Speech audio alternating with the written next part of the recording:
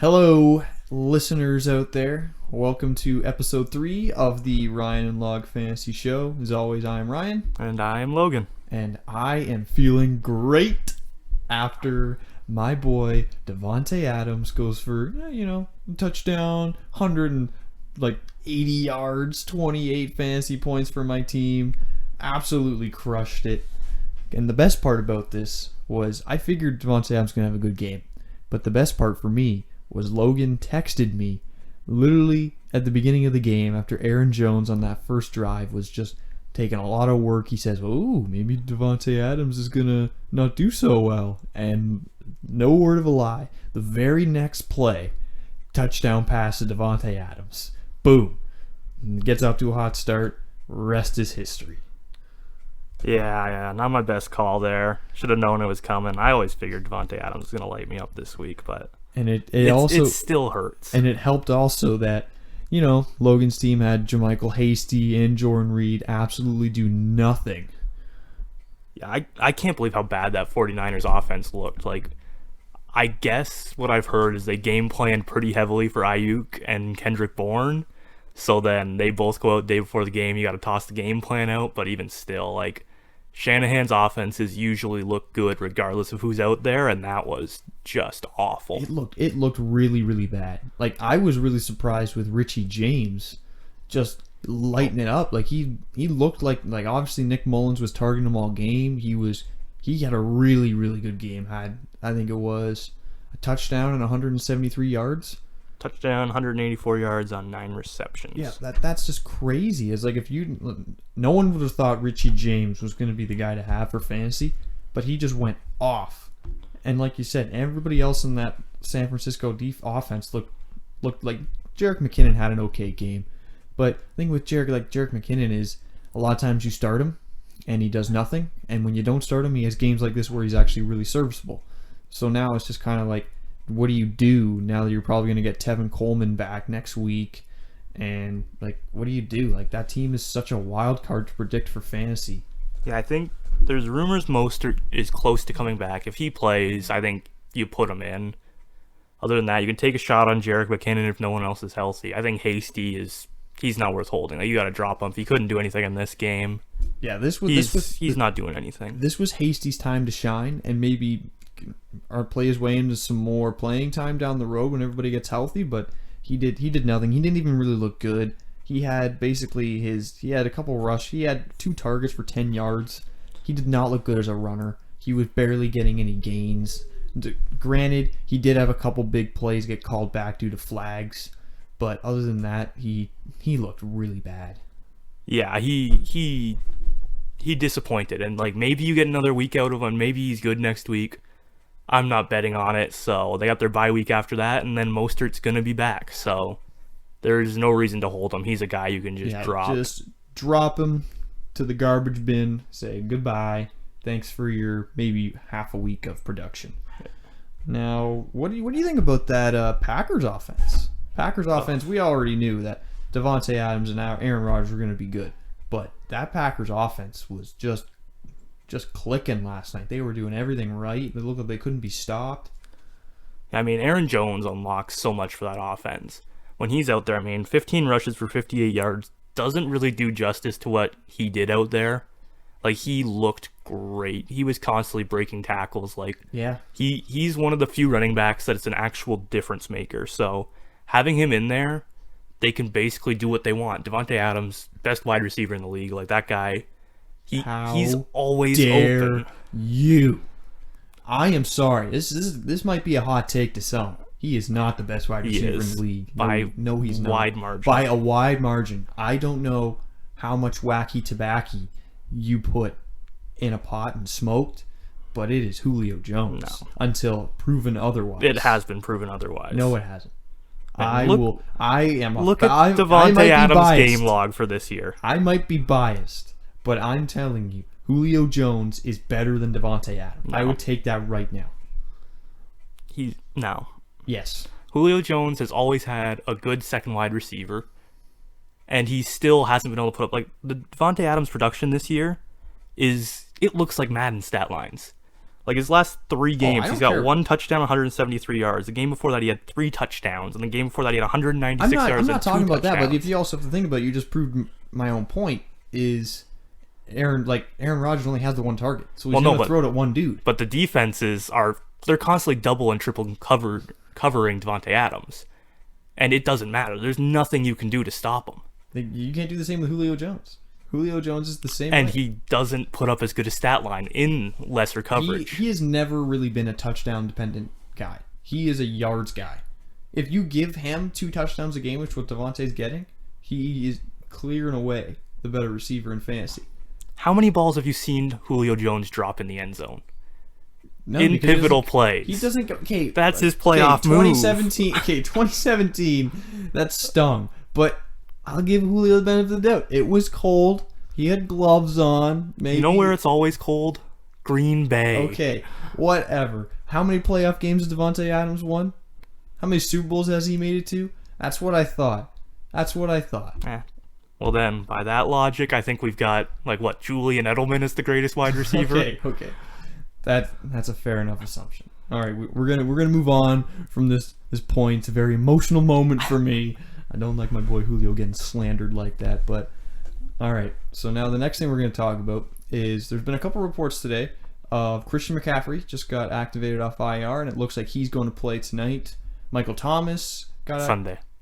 Sunday night. I don't know what I'm talking about. But then also Michael Thomas has been cleared to go for Sunday night. And we also had Carlos Hyde and Chris Carson today be ruled out for Sunday's game. And now with all of those injuries being resolved and these guys either going on the injury reserve or going missing a game or coming back, what do you think for guys to possibly pick up off the waiver wire if they're there? This is being filmed on Friday, November 6th. Who do you think you can pick up off the waiver wire that maybe you could plug into those spots? I mean, if DJ Dallas got dropped, he's an obvious pickup. I don't think he's going to get the same workload because Travis Homer's actually healthy this week, but he's most likely going to be the lead back against a pretty bad Bills defense against the run. So I think he's a guy that if someone dropped him, assuming either Hyde or Carson was going to play this week, you can pick him up and start him. And as a DJ Dallas owner, I played him last week because I had both Carlos Hyde and Chris Carson. So I played him knowing he was going to be the workhorse back, and it really paid off for me. And now, as both those guys are sitting again, and Travis Homer is healthy, I do believe Travis Homer is going to eat into DJ Dallas's work a little bit, but I still think it's DJ Dallas's backfield. He's not going to have a workhorse load, but I don't think... Who knows if Travis Homer's injury is actually 100% good to go. Maybe he's cleared. He's obviously better than last week, but I think DJ Dallas should still have a good game against this terrible Bills team, and with that Seahawks offense, they're going to give you opportunities in the red zone to do some work and maybe get a touchdown or two. Yeah, exactly. He had 23 touches last week. That's going to come down, but he doesn't need 23 touches to be a startable asset. Even if it drops to 17 or 18, you throw in the fact that they are pretty good at getting the running back the ball in the red zone. Mm-hmm. He's got some serious value as an RB2 play. Oh, absolutely. Even if you want to pick up Travis Homer, you can, but he's a dart throw flex play. But for the most part, I think if the only guy you really could start is DJ Dallas, because Travis Homer is, like I said, it's I don't know what's going to happen with Travis Homer. I don't even know if he's 100% healthy. Yeah. Because Pete Carroll has always famously been over-optimistic about injuries. He even said last week that Chris Carson should be good to go for Sunday. And then the last second, he's like, nope, he's gone. He's not playing. Yeah, and the other thing with Homer is he's kind of a same archetype of a back as DJ Dallas. They're both primarily receiving backs. So if DJ Dallas is working ahead of him, it's not like he's going to come in and get the goal line work or get the short yardage work. They're the same kind of back, so... And DJ Dallas already proved, I think, last week that he can take that load, so I don't know why Pete Carroll would want to go away from him. Unless if DJ Dallas has a bad game, maybe has a fumble or something, and then they decide to go another way. That's the only reason I could see something like that changing, but for the most part, DJ Dallas is a lock-in for me, being a low-end RB2. Yeah, he's definitely the start. I don't see any way you can start Homer, especially over DJ Dallas, but I wouldn't be touching Travis Homer regardless, because again... He's coming off an injury. Maybe he's healthy. I mean, he was active last week, but he didn't really get the ball. So yep. I think, even if you're desperate, that's not something you can really do unless you're in just the worst of situations, and he's the only guy. All right. Now going on to some positive news for a lot of fantasy owners out there. Christian McCaffrey, the consensus #1 pick at the beginning of the fantasy season, is finally looks like he's going to make his return to the Carolina Panthers backfield. What do you think is going to happen with Christian McCaffrey in his first game back? I think they're going to use him. I mean, this is the long end of the recovery timeline. He's not coming back early, so he should be fully healthy. And they've always used one back. Like, there's never really been a rotation. So he might not get the full workload, but he's going to be heavily involved, I think. And against the Chiefs, I'm not sure if it's a great matchup on paper or not, but being a Chiefs fan, our linebacker play is not the best. And if they get him the ball in the passing game, he's going to have the ability to do some things there. Yeah, like Christian McCaffrey, if he's active, which he's going to be active, you're going to start him. There's no question about it. Yeah. And like you said, against that Chiefs offense, like I don't even think it doesn't matter if that Chiefs defense is burnable or not from the run or not. It's basically, like you said, the Carolina Panthers have never really used a committee back there. They're not going to use committee if McCaffrey's healthy. So if they're going to get down, the Chiefs are going to have a field day with the Panthers because the Chiefs have a field day with almost every team in the NFL. So the Chiefs are going to be down. They're going to have to either throw the ball, which most likely would benefit DJ Moore or Robbie Anderson, but that's really also going to benefit Christian McCaffrey because he's pretty much the best receiving back in the NFL. Yeah, and I think, again, like we have slow linebackers. If we've got a linebacker on Christian McCaffrey in the passing game, he's going to torch them every single time. Mm-hmm. So there's, like, especially in the passing game, that intermediate, like, 5 to 10 yard route, I think he could very easily just eat up work in that zone. Now, like, I'm not 100% sure if he's going to get the exact same workload he got at the beginning of the season, but I would be very surprised if he's still not getting 20 plus touches in this game. He's gonna be their every down guy, which brings me up to another thing. Like, what do you do with Mike Davis? I think you got to hold him. Like, he might still get work. Like, he played really well when McCaffrey's gone. They've talked him up as a coaching staff. So, like, I think it's hard to just completely move away because even if he's getting 10 touches a game, I think that's flexible in that offense. So I think you hold him, especially if you're the McCaffrey owner, you hold him for sure because that's one of the better handcuffs in the league. See, and you just brought up something I wanted to mention is that if you're a McCaffrey owner and you have Mike Davis, you keep him. Just for the security blanket. But if you are an owner that doesn't have McCaffrey and you picked up Mike Davis off the waiver wire maybe the week after McCaffrey got hurt, do you look at maybe trading him to the McCaffrey owner for the backup and maybe getting some value out of it? That's what I'd be trying to do. Because, again, like, McCaffrey's going to get a lot of work. Chances are Mike Davis, at best, is going to be a flex option. But he's going to have value to the McCaffrey owner. Like, they need their handcuff. Because down the stretch, if McCaffrey's gone, it's going to be Mike Davis, and he's going to be great. So that holds a lot of value. Yeah.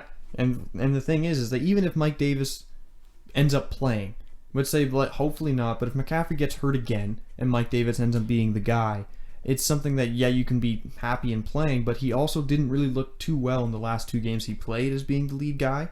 So if you're not going to get crazy value out of him, but even if you're in a keeper league like we are and you could get a couple picks out of him, or even if you could get a wide receiver or even a different running back that maybe you have a little more faith in and has a little more work to use, then I would definitely recommend looking at those options because at the end of the day, I hope McCaffrey doesn't get hurt because it sucks for fantasy football and it sucks for football in general. But if you can deal him for some picks or some anything to get some value to your team that you're not going to use Davis for, like, I'll go all for it. Try it, see what happens. McCaffrey's proven to be a pretty tough guy over his career too. Like, this is, at least as far as I can remember, the first time he's really missed any games with injury. Like, historically, he's been healthy, and like the last 2 years he had huge workloads. So I remember what that year was like for me last year. Yep, and I had him the year before. Bread and butter. Yeah, but like he doesn't have a history of injury or missing games just because he's banged up or anything like that. And they're actually like, I think they're in a fight for a playoff spot. Yeah. So they're in the fight for that wild card. And if the reports are true, I don't know if this is a thing, but I heard the NFL is talking about possibly having 8 teams per conference make the playoffs. I think that's only if teams have to miss games and it's an unbalanced schedule. Yeah, which I'm not. Hopefully not. Don't bank on. But if that does happen, then they're going to be fighting for They're fighting for a playoff spot, I believe, regardless. But yeah, so he's going to have reasons that even if he's banged up, they're not just going to shut him down for the season. He's going to be out there and he's going to be playing. So I don't think Mike Davis is going to be needed. Hopefully he's not needed. But then at the same time, if you do have McCaffrey, that's such an important insurance blanket to have, especially if you're going for the playoffs, because I mean that's your best player right there. And if you can guarantee a top 10 running back when he goes out, that's what you want. That's the best case scenario to have for a handcuff. For sure. And now to move on to the last one that I brought up is Michael Thomas. So Michael Thomas and Drew Brees today have been ruled as active for the Sunday nighter against the Tampa Bay Buccaneers, which should be, I believe, the best game of the week. The Buccaneers versus the Saints is going to be a really good. I think it's actually one of the best Sunday nights we've had this year. So with that said, what do you expect out of Michael Thomas? Because he has not played since week 1, and even in his week 1 matchup against the Buccaneers, he didn't look that great in that game. So after having 7 weeks pretty much off and ready to go again, what can we expect out of Michael Thomas, who was an easy first round pick in most drafts and probably the first receiver off most drafts for people? Yeah, I mean, I think if he's in, you got to play him. Like he's too talented. He gets too much work. He's too necessary for that offense to not be in your starting lineup. But I wouldn't expect huge things. I don't think he's going to come out and light the world on fire. He's coming off a high ankle sprain. It's a bad matchup against Tampa Bay. So I think, you have to start him, but I would not. I'm not firing him up as a locked-in wide receiver 1. I more look at him as a wide receiver 2 this week. Yeah, he has very wide. Obviously, Michael Thomas is one of the best wide receivers in the game. He can easily put up 20 points for your fantasy team, have really good weeks, and to be honest, that Tampa Bay defense on the Monday nighter really kind of gives you question when you had the Giants almost beat them. They lost by a point. Their offense looked like they was clicking for most of the night, and the only reason why they blew is because Daniel Jones can't think properly and make bad decisions, which caused a couple interceptions, was cost them the game. Yeah. Now, the Saints aren't like that. Drew Brees is a lot smarter than, obviously, and a lot better than Daniel Jones. So I expect this game to be close. But like you said, that Tampa Bay defense is something to worry about. It's something to look into. But if you own Michael Thomas, you're going to play him. There's no doubt. But like you said, I don't think you can lock him in as a wide receiver 1 because even when he played, he didn't look that well. And with his first game coming back, I can't really guarantee or even I can't even really feel confident that he's going to have wide receiver 1 numbers. Yeah, and I mean, Drew Brees was on the injury report this week with a right shoulder injury, so that could more just be vet rest kind of thing. But at the same time, he's over 40. He's an old man by NFL standards. Yeah. So anytime he's on the injury report, especially with his throwing shoulder, it's a cause for a little bit of concern. So again, I'm not saying I wouldn't play Michael Thomas, but you gotta adjust your expectations for him in his first game back. Now, with Michael Thomas being in, other than Alvin Kamara, is there any other New Orleans Saints that you would feel confident in playing this week? I think Jared Cook, because he's a tight end, you take your shot. And he scored a touchdown, I believe, the last 3 games. So Jared Cook has had very good fantasy weeks for the past couple, especially that obviously helps a lot with no Michael Thomas. But like you said, with the tight end position, it's very take your shot on a guy and hope he scores a touchdown or hope he gets a couple catches for maybe 50 yards. So other than that, it's pretty much those 3 guys. That's it. Yeah, even Drew Brees, again, with a tough matchup against Tampa Bay, the shoulder injury potentially hampering him. I don't personally think Drew Brees is that good anymore. He's fine, but he's not an elite talent anymore. He's past his prime. So I would be avoiding Drew Brees this week as well. Mm-hmm. So I kind of want to add a new segment to this. And it's not really anything over the top, but we're going to go through game by game for just a quick little summary on what we expect, who we think is really going to have a good fantasy week in these matchups. So the first one I want to start off with is Denver Broncos versus my Atlanta Falcons. Who do you think is going to be the guy to have? I mean, obviously, you're starting Julio Jones. That's a given. You're not benching him in any circumstances. I think Todd Gurley is, I don't see a world where you can afford to bench him. I think you adjust your expectations. The Broncos' defense has been good against the run. They're going to filter you through the air, and you're going to be able to beat them through the air. So you're not going to have to force feed Todd Gurley.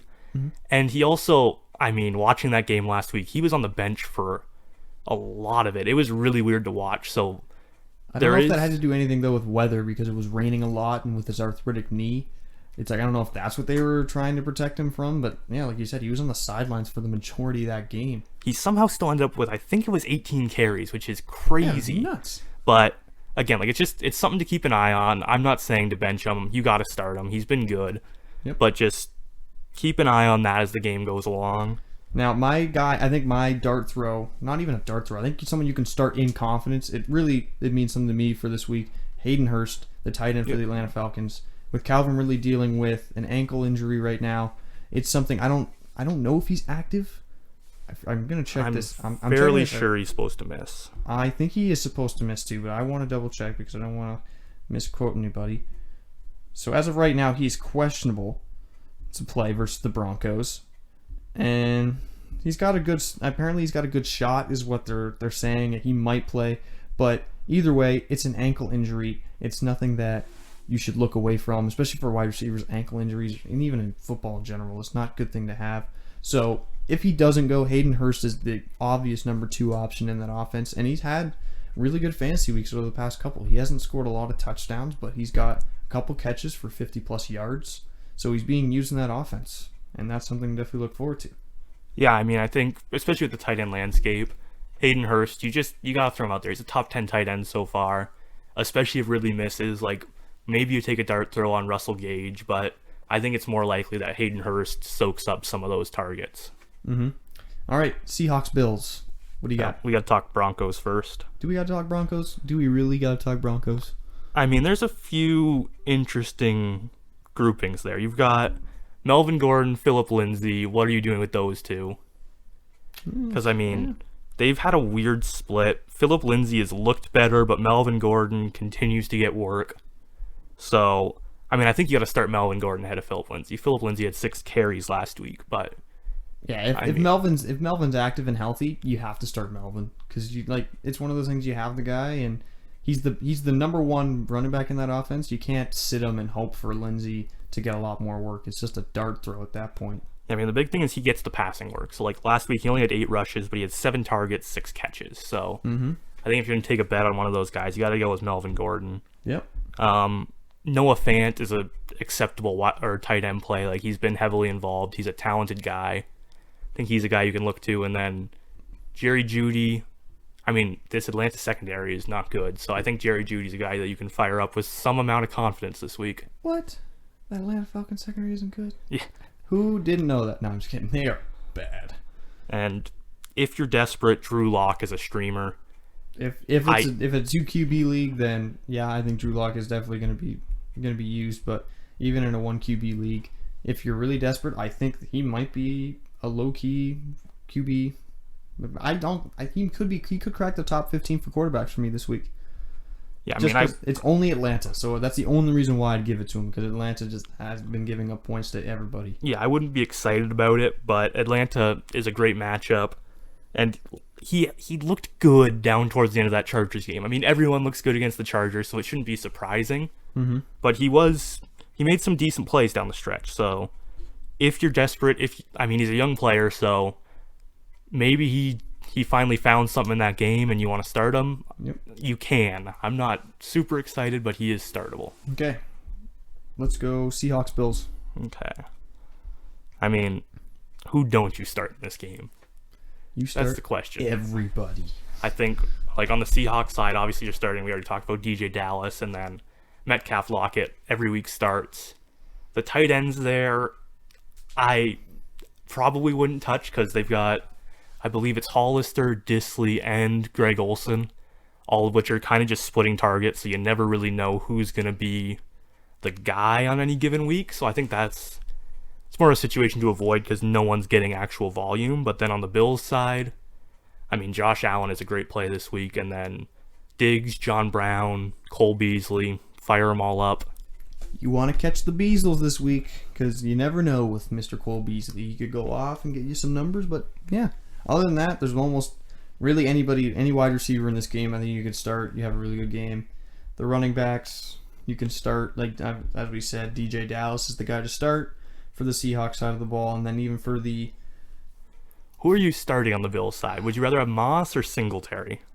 You know what? That's actually interesting because Singletary was basically the guy for the majority of the season, but it looks like as the last couple of weeks, it looks like Zach Moss is starting to really take some work out of that. Yeah, so I honestly don't know. I think I'd rather, I'm talking the rest of the season, I think I'd rather have Zach Moss, because Zach Moss in the last 2 weeks has done really well, having at least 7 carries, almost 10 to 15 touches a game. Yeah, he gets the important touches. He gets a decent amount of targets, and he gets the goal line work, which, I mean, in an offense where you're probably getting 15 touches from a running back, I will take the goal line back. But in regard, I think you could start both and be pretty happy. I think they're both pretty much like, I honestly do think like we don't know who the number 1 is. Yeah. So I think you could start both and probably get a decent game out of, but I don't think either of them are going to burn you, but they both have a pretty limited ceiling just because it's not like they even go hot hand. Like, it's a pretty even split on an offense that operates pretty heavily through the air. So definitely, I think, you could start both, but I wouldn't feel overly confident in starting both. I think that's more of a desperation heave if you got to start one of them if you're losing a running back or a flex player.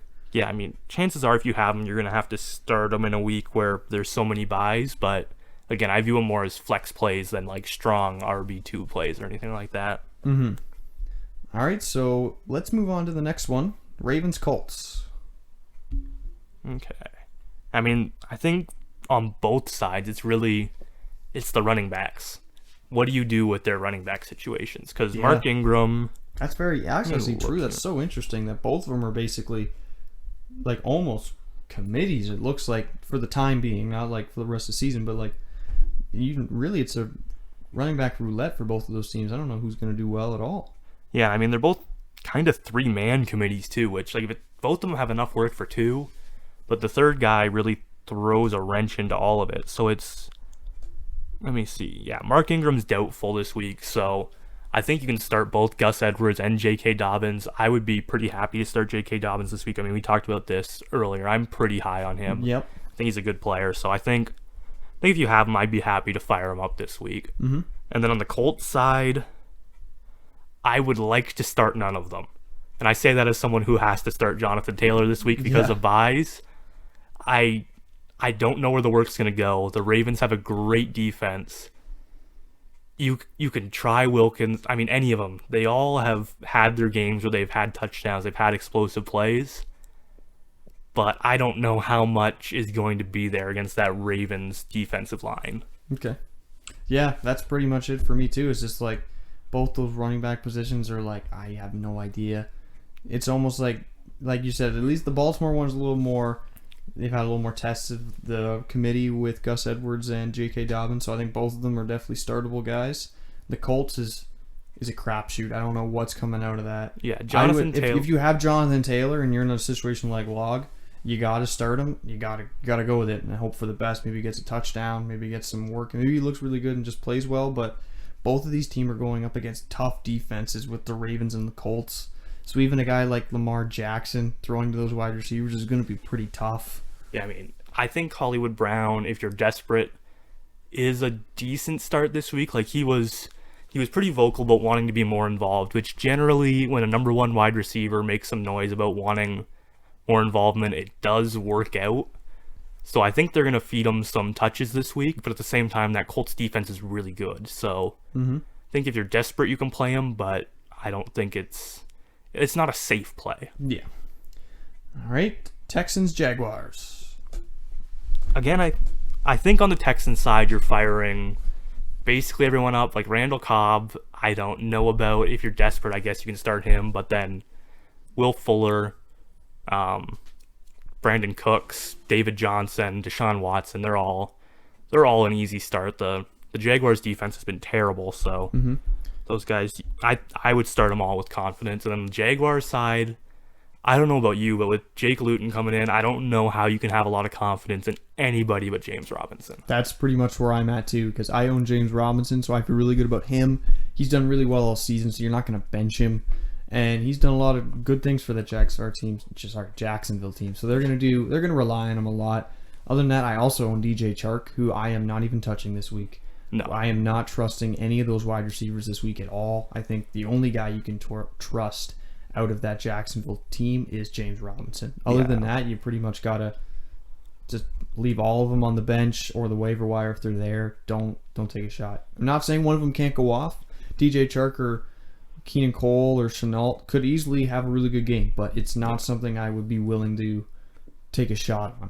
No, because, I mean, Jake Luton, 6th round rookie, which, I mean, I think Gardner Minshew was the same last year, and he was good, but that's more the exception than what you'd expect. I think Ben DiNucci is a 6th or a 7th round rookie, and he was bad. He can't cut it in the NFL, so there's a chance that that's what Jake Luton is, and then, I mean, even in that case, James Robinson becomes a dicey play because if you got that bad of a quarterback, the ball just can't move.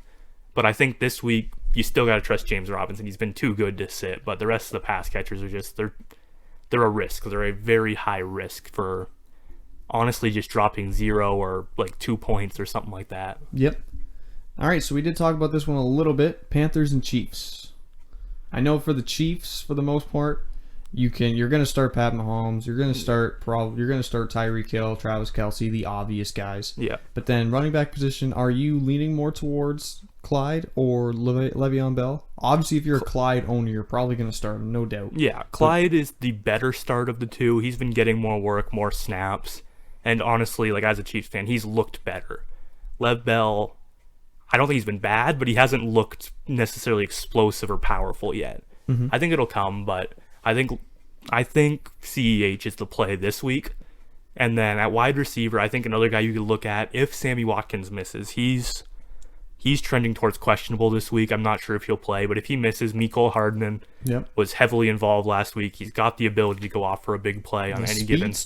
Yeah, watching him run with the ball, he is great in space. He's fast. If he's getting 7-8 targets in a game, I think he can be a really good asset to start. 100%. And then for the Panthers side of the ball, like obvious, you're probably gonna start DJ Moore and Robbie Anderson. They've both done pretty well if you have them, probably did well for your fantasy teams for all season. McCaffrey, obvious start. Yep. And then Teddy Bridgewater is, if you're really in trouble for quarterbacks, you could think about starting him, but I would definitely take a look at other quarterbacks on the waiver wire in your league because they're probably going to be down in this game, so he's probably going to have to throw a lot more than he normally would, but it's very possible that game stays close, and who knows what's going to happen. Yeah. Kansas City has actually been good against quarterbacks this week. Like looking at Yahoo, they have him as the 27th matchup. So you're not really getting an advantageous start with Teddy Bridgewater there. He hasn't been special from a fantasy perspective this season, so I think he's a guy, especially in a week where there's actually quite a few good streamers, I'd be trying to avoid. Like, I mean, I'm looking just at our waiver wire. I mean, you got Ben Roethlisberger at Dallas, easy start. Yep. Derek Carr this week is actually a great start against the Chargers. Yeah. Which it feels gross to say again. I don't like Derek Carr. Anything to do with the Raiders, I'm Anything pretty to do with against. your division, it's tough to just be like, oh yeah, start the guy I hate for as many years. Just go for it. Yeah, I mean, I don't think Derek Carr's good, but I think I saw the Chargers over the last 5 weeks have been the worst in the league against the quarterback for fantasy points. So he's a great start this week. He's a guy I would happily start over Teddy Bridgewater. And I think even Drew Lock, I would start over Teddy Bridgewater because, again, I would rather play the matchup with that tier of guys than play for who I think is the actual better quarterback. And other than that, I think that pretty much covers that game. I don't know about you. Yeah, don't play Ian Thomas. Don't play Ian Thomas. Don't play Ian Thomas. All right, so the next one is Lions and Vikings. And with the report that Matthew Stafford is on the COVID list, with Kenny Galladay being out, and pretty much that whole Lions squad just being banged up or sick, like I almost feel like there's nobody really to feel starting confidence other than maybe DeAndre Swift. I mean, I think Stafford will be back. If he has no positive tests, like he's on it because of a close contact, as long as he doesn't test positive, he will be cleared to play. I believe it's on Saturday, or I think it might be Sunday, so no practice for him this week, but he should play. But even then, like, no Kenny Galladay. I guess if you had to start someone, it'd be Marvin Jones. Yep. TJ Hawkinson, I think, is a good play this week. Well, for tight ends, like if you got a guy like Hawkinson, you got to start Hawkinson. He's been getting volume. He was, I think, a 5th or a 6th overall pick last year. Like he's a very high pick. He's a talented player. So getting that targets with that ability, I think you got to start him every week. But outside that, if you have to start a running back, it'd be Swift. I don't. Again, that feels like kind of like the Colts this week, where it's like any of the 3 guys could be the guy who has a big week. So Swift is the guy you take because he's the most talented if you have to start one, but there's not a lot of confidence in any of them. See, and the other one for the Viking side of the ball, this is a juicy matchup.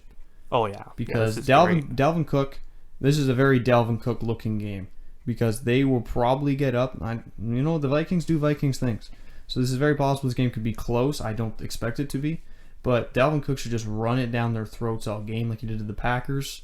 So Even if the game is close, I think Dalvin Cook's still going to be running it down their throat. 'Cause Dalvin Cook is going to get work. That's all regardless. Minnesota. Like that's how their offense is built. They want to be a running team. They don't want to make Kirk Cousins throw the ball. Mm-hmm. So, and if they do, they want it to be through play action. So to Exactly. do that, you got to set up the run. So with that said, do you feel confident starting Adam Thielen or Justin Jefferson? I think you can start both of them. They've both been pretty heavily targeted. They're really the only two guys used in the passing game. And again, we did say it is a good matchup. So, like, let's say they only throw 25 times. Yeah. You're probably looking at least 7-8 targets apiece, if not more. Yeah, Which I think if you're getting that against the Lions, you're doing pretty well. you're doing really well. Yeah. All right, Bears Titans. It's a greasy sounding matchup. Yeah, this one is interesting to me because the Bears have made every game they play low scoring and boring, and the Titans have kind of been the opposite. Like, they're a high scoring team with a pretty poor defense, so it'll be interesting to see the breakdown on how that goes. Because personally, I think it's gonna be a low scoring game. I think the Bears, their offense is so bad and their defense is so good that they can't play an exciting game. It's just not possible. This one's tough for me because I got Allen Robinson in that Bears offense, and then I have Ryan Tannehill as my quarterback. So like you said, the Bears will make this a very boring game most likely and not score any points and just maybe have enough to stay in it. And the Titans, but the only thing that gives me confidence, if you look at Ryan Tannehill for fantasy purposes this year, Ryan Tannehill against good defenses or just good teams in general, he's found a way to show up. Because I'm just going to look at it right now. If you want to look at bad matchups, the Pittsburgh game, he found a way to get 17 points. They were down big, and they ended up coming back in that game and almost winning that game.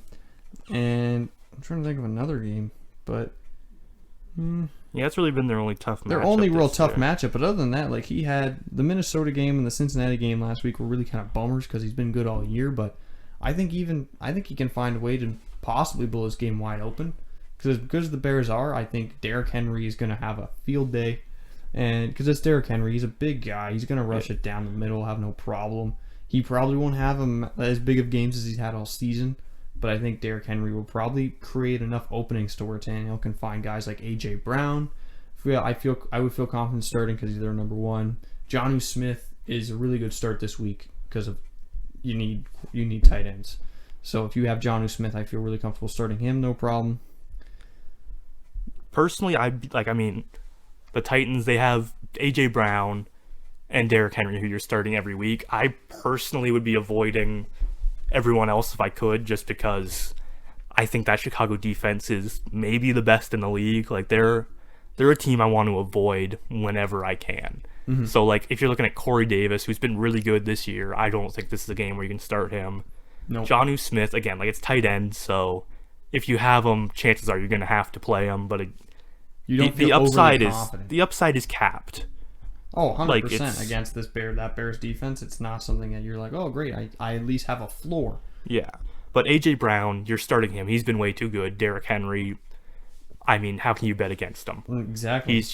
He's a different specimen of a human being. Like, he's there with DK Metcalf is like, it makes no sense how they're this big, this fast, and like they're just dominant. Yeah. Now this next game is probably the greasiest game of the week. It's the New York Giants versus the Washington Football Team. I honestly, for me, I think the only guy you could probably really feel good in the Giants starting is maybe Darius Slayton.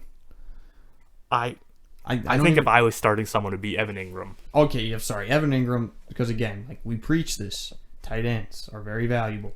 There's a much lower threshold to like a tight end start, and I think on the Giants side, Ingram, Golden Tate, Sterling Shepard, Darius Slayton, they're all kind of in the same boat of Just They- who knows? one of One of them's going to get maybe a touchdown. yeah, and I think there's gonna be less passing work in that offense this week because usually they're coming back. I think they'll be in this game. I think it's not gonna be a blowout. The Washington offense isn't good enough to blow anybody out, so I think it's gonna be close enough that the Giants will be trying to run the ball pretty frequently. Yep. And I mean, you can take a shot on any of those Giants wide receivers, but again, in a matchup that's not good and what's going to be, I mean, the over-under on this game is 43 points. That's not good. That's not good. It's not projected to be a high scoring. It's two teams that have actually pretty good young defenses and pretty bad offenses. This So is a very pivotal divisional game for that crappy NFC East. And it's sad to say that. sad. It's so sad to say that if the Washington football team wins, they're almost tied. They're right I think behind they're half the- a game back. Yeah, they're half a game back for the division. So this is a huge game for Washington. And speaking of Washington, it's obviously you're starting Terry McLaurin because he's too good not to play. Yeah. And then I think really you can almost feel really confident starting Antonio Gibson now week to week as probably your RB2 or flex as a flex player because he has been exceptionally good these past few weeks. He's extremely good in space. He's still learning how to hit some of those running back lanes. Like he still runs into his O-lineman a bit and stuff. But he's a crazy good athlete. If you get him the ball in space, he's going to do well. And he's getting, I think, around 20 touches a game right now. He's getting around 20 touches a game. He's doing really well for himself. Yeah, I think he's a guy you can start. And again, like looking at tight end, Logan Thomas gets a lot of work in that Washington offense. Since Kyle Allen has been starting, he's been doing pretty well. So I think, again, with bye weeks this week, you had a few legitimate tight ends on bye this week. I think he's a guy you can start. All right. Raiders, Chargers. I know this is big for Logan because he's got Mr. Justin Herbert. So what do you think? I think this is another game where everyone you have is startable. Like as I said earlier, like the Chargers are a great quarterback matchup. The Raiders also over the last 5 weeks have been one of the worst teams in the league against quarterbacks. So the ball's going to move through the air in this game. Like it's going to be, in my mind, a really high scoring game. So I mean, on the Chargers side, obviously, if you have Herbert, he's been top 5, top 10 option since he started. So I think I don't see any way you'd be starting someone above him unless you have like Pat Mahomes or Russell Wilson or Kyler Murray, something like that. Yep. But then wide receivers, Keenan Allen, obviously. I think Mike Williams is a great option this week. He's 2 of the last 3 weeks he's had monster games. Keenan Allen is the obvious number. He's the number one on offense, but he's the way safer play because Herbert targets him a ton. He feels really confident with Allen. Like Allen will probably end up with, I think, roughly about 12 to 15 targets in this game. Yeah. Probably around 10 receptions. He'll probably end up pretty close to 100 yards and maybe a touchdown if he's lucky. Mike Williams is kind of like, he's the one guy this year who's been very up and down. Yeah, Last week was a normal game for him. But that's the thing with Herbert loves to throw the ball deep. And Mike Williams, that's where he lives, is going down deep for the football. So Mike Williams could easily have an 80-yard touchdown in this game. Yeah, he's a great deep option. Like he was a top 10 pick. He's got a ton of talent. He just hasn't had a quarterback who's good at throwing the ball deep. Herbert can do that. And since Mike Williams has been healthy, I think it's, again, 2 of his last 3 games, he's been unbelievable. So he's a guy I would be really happy to be starting this week. Hunter Henry, he's fine. Again, he's a tight end, so if you have him, you're probably starting him, but I'm not excited about it. Yeah, he hasn't really done anything to prove you otherwise. That he's just like, oh, I'm really confident starting. It's like, okay, I guess I'm starting you over a waiver wire tight end. Yeah, he's, with the injuries, he doesn't seem to have a lot of burst left. So he's very much a catch it and fall over kind of guy. So you're going to get receptions. You're not going to get a lot of yardage. And in the red zone, it's been a lot of Mike Williams, Keenan Allen. So he's not an exciting play. But again, if you have him, he's probably locked in as your starter. And then even the running back situation for the Chargers is very iffy because you don't really know what's going to happen because Pope took a lot of work last week away from, was it Justin Jackson? No, Justin Jackson locked in start this week. He's gotten 20 touches in 2 of the last 3 games. He's looked like the clear best guy there. Troymaine Pope is doubtful. He's coming off a concussion. I don't know if he's going to be active. And Josh Kelly hasn't been good. So I'm so confident starting Justin Jackson this week. Again, like the Vegas defense has not been good against anybody. Are you starting Justin Jackson this week? I am. Okay, I don't like that. I don't like it when Logan preaches a guy that he has because normally when he does that, it's lights out for whoever's playing. So I'll take my chances on Justin Jackson. Oh, I definitely agree with you. That's a very good play for you this week. That's a good play for anybody if you got him. You should start him, no problem. And then on the Raiders side, I mean, if you have Darren Waller, he's a great play this week. He's a top 5 tight end play for me this week. Yeah. And then, again, I already said Derek Carr I really like this week. They don't have a lot of security at the wide receiver position, but I think if you have Aguilar or Henry Ruggs, I think both of those guys are capable of a long touchdown this week. So if you're desperate, they're both startable as well. All right, so we'll move on to, I think, a game for me that's going to be really interesting. The Dolphins versus the Cardinals. Now, normally, and to be honest, the favorites are obviously going to be the Arizona Cardinals. They have looked amazing this season. Kyler Murray has looked like an MVP type candidate. DeAndre Hopkins is just, he does what he does. That team is really clicking right now. But the thing with the Dolphins, I don't have faith in Tua.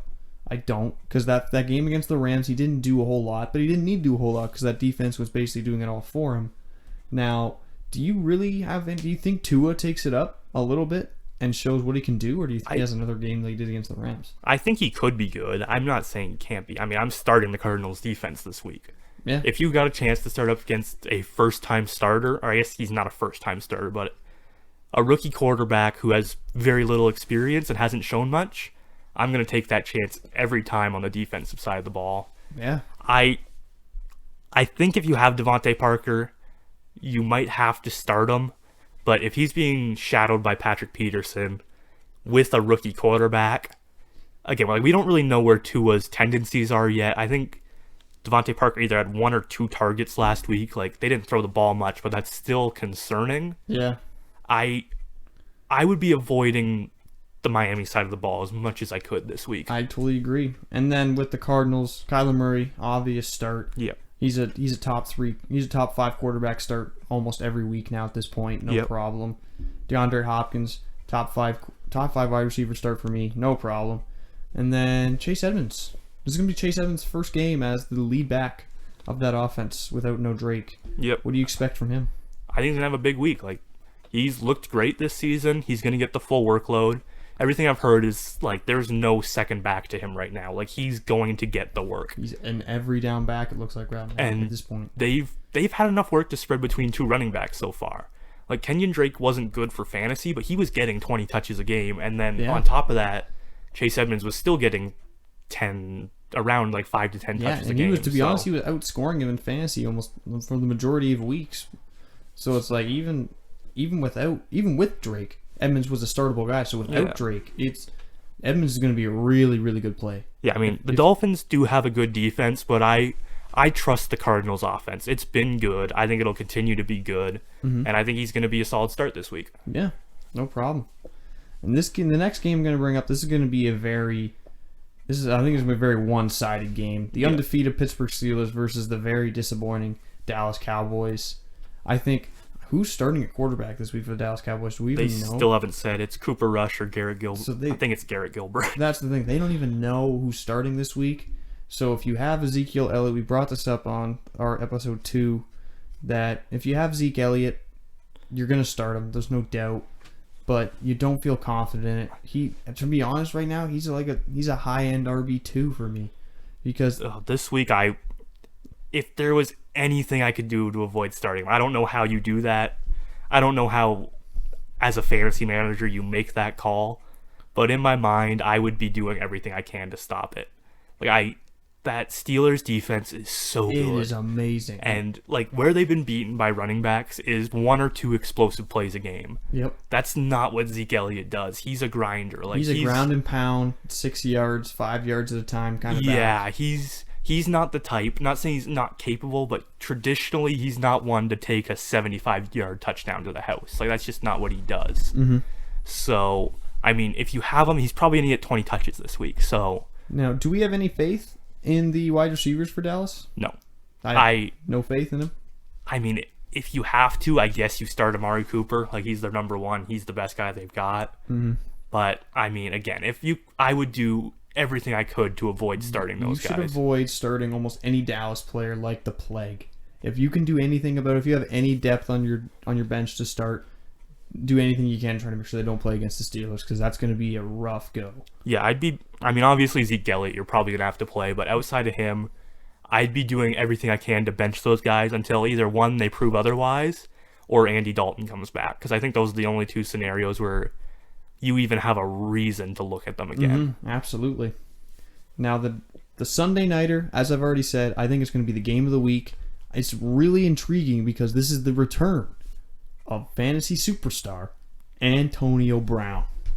What do we expect from Antonio Brown? Because with this offense in Tampa Bay with Tom Brady, Rob Gronkowski, Mike Evans, Chris Godwin, Ronald Jones, Leonard Fournette, the names go on. What do we expect, honestly, from Antonio Brown? I think he's going to get some looks. Tom Brady throws to whoever is open. He doesn't care what your name is.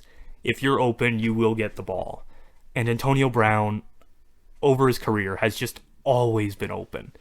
Like, I mean, you look back at the one game Antonio Brown played last year. I think he played like 30 or 40% of snaps, and he still caught like 6 or 7 passes and got a touchdown. Yeah, so he got like 60 yards and a touchdown that game against the Dolphins. Tom Brady has pushed for him wherever he's gone. He clearly wants him, and he has no problem. Like, he doesn't feel the need to throw to one guy. He throws to who's open. Yeah. Mike Evans, he's not really a guy who breaks open. He's an unbelievable contested catch guy, but that's why you've seen his volume come down this year. Tom Brady wants you to be open. He doesn't want to throw a jump ball. Yep. Antonio Brown, that's his game. He's one of the best route runners in the league, and he is just open. Yeah. And to be honest, I really like the idea of having Antonio. If you have Antonio Brown, you're going to start Antonio Brown because, like I said, it's Antonio Brown. And with Chris Godwin being questionable, Antonio could literally be he's going to be the number 2 until he proves otherwise. And especially in that game, if Godwin sits, he'll be the number 2 option. Yeah. Behind Mike Evans. But still, it's like Antonio, like you said, Antonio Brown is too talented to not get touches. Like I could honestly see in a world where maybe Antonio Brown gets 10 targets for maybe in a realistic scenario, maybe 10 targets for around 60, 70 yards and a possible touchdown. Yeah, I'm not sure where his game fitness is at, whether or not he'll be. Everything I've heard is 60, he's looked really good in practice. Yeah, but I'm just saying, like, in terms of can he physically handle 70-80% of snaps right now, or is he going to be like his first game with the Patriots, where you get 30 or 40, you kind of work him in? But would you prefer a 30 to 40% snap share for a guy like Antonio Brown or like a Scotty Miller?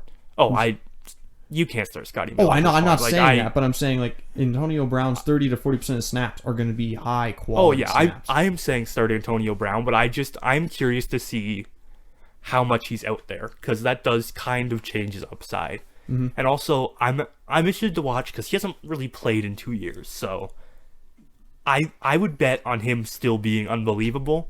But there is a world where he's slowed down a bit. He doesn't quite have it. He takes a few weeks to get up to speed, and he might not be a great play for a couple weeks here. Yeah, I'm betting the other way where he's going to be great, but just keep that in mind when you're watching the game, that if he looks a little bit slow, if he's not breaking open, there is a reason behind that. Mm-hmm. So it is something where if he's not great this game, I'm not saying you drop him or anything, but just you got to be a little bit wary of that. And also start Rob Gronkowski. You got Gronkowski, You start him. He's done really well the past couple weeks. Got a couple touchdowns in the last couple weeks. No problem starting for the tight end position. And we've already gone over the New Orleans Saints and what we think about that whole scenario there. Yep. And to go to more depressing news, typical Monday nighter is hot garbage. Yep. The New England Patriots versus the New York Jets. This is going to be a boring game. Like, obviously for the Jets, you start nobody because it's the Jets. And if Jamison Crowder's healthy, yeah, he's a guy you can start. He's been great in every game he's played, so like it's hard to say you can't start him. Depending on your position, if you have Jamison Crowder, if you have better options, obviously you start those options before Crowder. But if you really need an option and you have some buys, maybe Jamison Crowder isn't a bad option. Especially against, I don't even know if Gilmore still questionable. Like, is he not playing still? I'm not sure if he is, but I think even so, Crowder plays a lot out of the slot. I doubt Gilmore follows into the slot a lot, so I think he wouldn't be seeing a ton of Gilmore either way. Now, this one is going to be a little bit more interesting for the New England side of the ball, because you would think against New York Jets, this is going to be a smash spot against the Jets. But with Cam Newton not looking great, their running back position, we don't really know what's up in the air. It's a big committee right now, and no Julian Edelman. Do you really feel confident starting anybody out of that offense? Confident, no. I think, as much as I hate to say, Cam Newton is startable this week. That Jets defense, they're all right. They're not terrible, but you're going to be ahead in that game. You're going to be running the ball a lot, and when they run the ball, Cam is pretty involved in that. So I think he's passable. Damian Harris, I actually do like as a start this week. He's been good since he came back from injury. Yeah, Damian Harris has looked really good in his start. And another guy I kind of want to bring up, if he will probably be on your waiver wire, Jacoby Myers. I was going to bring him up as well. Jacoby He's been Myers good. has been really good. He got 6 targets and then 10 targets in the past 2 weeks. He's been really good. Especially with no Julian Edelman now, he is probably one of the guys to look to other than N'Keal Harry. Yeah, I mean, I think Jacoby Myers last game had a 45% target share. Yeah. That's insane. It's not going to happen again, but that means if they throw the ball, he's the guy right now. Yeah. So if you're desperate, especially in PPR leagues, like he's more in the Julian Edelman mold of like he's not a downfield threat. He's going to be kind of getting those slot routes, that type of thing. You're not going to get a ton of yardage, but he's going to get you volume. And that's, to be honest, in that game, if you're really desperate, that's kind of what you're looking for. You're looking for volume and targets. That's something that could really turn out well for you. Who knows? We'll have to see on Monday night. Yeah, I think he's a guy that if you're desperate, especially it being a Monday night, if you have to, like, let's say you're waiting on Michael Thomas and he's not been confirmed in yet. We all expect him to play. I'd be shocked if he didn't. But if all of a sudden last second Michael Thomas doesn't play, I think he's a guy you could pivot to, and he's not going to, like, he's probably not going to drop you a 0. He's going to get you 5 to 10 points most likely. Yeah. All right, so now that we have covered all of this, that will be a wrap for episode 3 of the Fantasy Show. So again, I hope everybody has a really good fantasy week. I hope your teams do well, except for Logan's. His team can suck this week, please. But other than that, I really hope everybody does a good week. Join us again for, hopefully we'll be filming another episode on Tuesday. We'll cover some waiver wire stuff. Anything else you want to add, Logan, before we close? No, I think that's it. All right, so thanks again for watching the video. If you have, please like and subscribe. We really appreciate it. And as always, stay classy.